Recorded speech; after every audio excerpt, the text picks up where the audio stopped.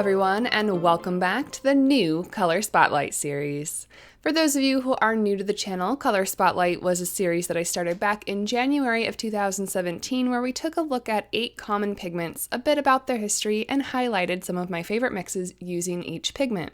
At the end of that run, I took a break from the series, but later set a reboot as a stretch goal on Patreon that my patrons recently unlocked. They voted on the new colors that we will be featuring in this new run, and I am super excited to be starting up this series once again. If you missed the original run, I do have a recap video that I made just last week featuring my updated thoughts on each pigment and highlighting my current favorite brands for each color. But enough about the past, let's dive into our first new color, which is Indanthrone Blue. Today we are going to be looking at pigment blue, or PB60. Most accurately called Indanthrone, this color may also go by other names such as Indanthrone, Anthraquinone, or a variety of other colloquial names. This pigment was first discovered at the turn of the 20th century in 1901, and as such it is the oldest vat dye. Today it is still commonly used as a pigment both in the automobile and paint industries. It is a light fast, heavily staining, and darkly valued warm blue pigment. However, in watercolor, Indanthrone typically undergoes a very, very large drying shift, sometimes lightening up to 50% depending on the brand. Today I have 5 brands of swatches to show you. Starting on the left, Daniel Smith is one of the darker versions of this color, but it's also redder, meaning that it's a less saturated or intense blue than some of the other brands that we're going to be looking at. Sennelier's is also quite warm and a bit more vibrant than Daniel Smith, but it doesn't dry as evenly as some of the other brands. Holbein's Royal Blue was harder to lay down a really deep mass tone, but it glazed really well and is a mid-valued, vibrant option for this color. White Nights is a wonderful compromise across the various categories that you might be comparing these paints in. It is smooth, deep in value, and a relatively vibrant pigment. But my favorite version comes from M. Graham. They call their version Anthraquinone Blue, and it is the richest version of PB60 that I have ever seen. It undergoes much less of a drying shift than the other brands that I have observed, and it remains a stunningly vibrant, deep color even as it dries. It glazes cleanly and can get intensely dark. However, do note that because of its intensity and the pigment load in this paint that it does stain more readily than many of its other counterparts. Today I have chosen 6 colors to show you as mixes with PB60. I'm going to be using M. Graham's Anthraquinone Blue for all of these swatches and mixing each row with a different color. If you'd like to see a more complete tutorial on how I mix these types of varying swatches, I'll link a tutorial that I made back last year in the upper right hand corner. The first color that I chose to mix with PB60 was Nickel Azo Yellow, which we will be taking a closer look at later on in this run of the series. My preferred mixing color in this golden yellow range is typically Quinacridone Gold, but I did want to choose a color that was more widely accessible for all of you who are watching who probably didn't stockpile that color when it was going discontinued like I did. But I'm really, really glad that I tried the Nickel Azo Yellow because I inadvertently found a nearly perfect dupe for my beloved original formula of Sap Green from Daniel Smith. This was a mixture that contained the original Quinacridone Gold, and since then it's been a little bit tricky to find a match for it. I've tried a lot of different combinations, but this is as close as I have ever come, and I think it's going to be as good as I ever get. In addition to the perfect Sap Green, we can also find some other lovely colors in this range, from really beautiful, deep, dark, warm greens to some lovely green golds in this range. In the next row, we have Phthalo Green Blue shade, and although I don't have a lot to say about this mixture, I can never really resist mixing this color with just about any blue, and PB60 is no exception. The row features some really stunning shades of deep teal and marine greens, and I don't think that there is a single color in this row that I dislike.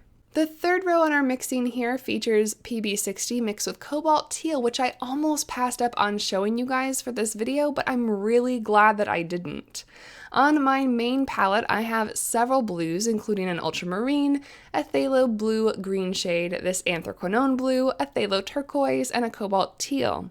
I've recently started appreciating cerulean and manganese blues, but it seems silly to add even more blues to my palette when I rarely paint landscapes or skies. Enter cobalt teal, and I cannot believe this, you guys. There are dupes in this row of mixing colors, not only for cerulean and manganese, but also for cobalt blue. Now, perhaps to a more discerning eye with a love for these blues, these might not be exact matches. But to me, they come pretty darn close, and I love that I can mix them from two colors that I not only have on my main studio palette, but two colors that I also have on many of my travel palettes because of how versatile they are already. So with these two colors, I am able to get a massive range of blues, and I just think that that is a total treat. And how could we possibly do this color any justice without showing him off with a pretty little Quinacridone Rose? Warm, rich, deep purples are among my favorite colors alongside those rich, deep teals that I mentioned earlier, and the hues that PB60 and PB19 can make alongside of each other are just stunning. I also couldn't pass up the opportunity to mix this deep dark blue with its complement, which would be somewhere on the orange side of the color wheel. However, it was really hard to decide which orange to use since they all have subtle differences in their mixes. However, I ended up choosing transparent pyrrole orange due to my own bias of loving rich dark browns, which this pair does a really great job at mixing. In addition to quickly and easily neutralizing to make blacks and grays, when using more orange in this mixture of these two pigments, we get a variety of burnt umber and sienna-like colors. Finally, one of my favorite combos comes with another M-gram color called Terra Rosa, although any Venetian or English red should do the trick. Mixed with the opaque PR101, the Indanthrone Blue quickly creates a rather opaque black, which can easily soften into a delicate gray.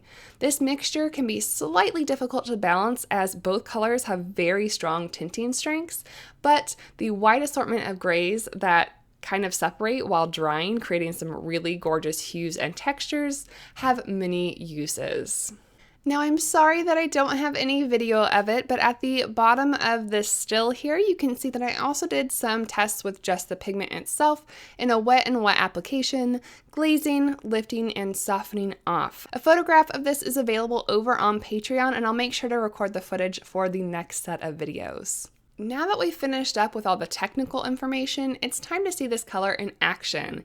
I gave a lot of thought to how I wanted to do the demonstrations for this new series run as a whole, and I was really intrigued with the idea of doing a theme across all 8 episodes.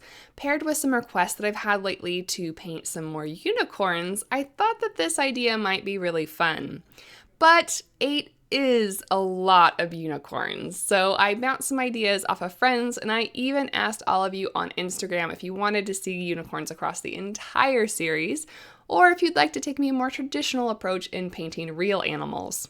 Instagram voted, and they do very much want unicorns from the series, but I also want to hear from all of you here on YouTube to make sure that we're all in agreement.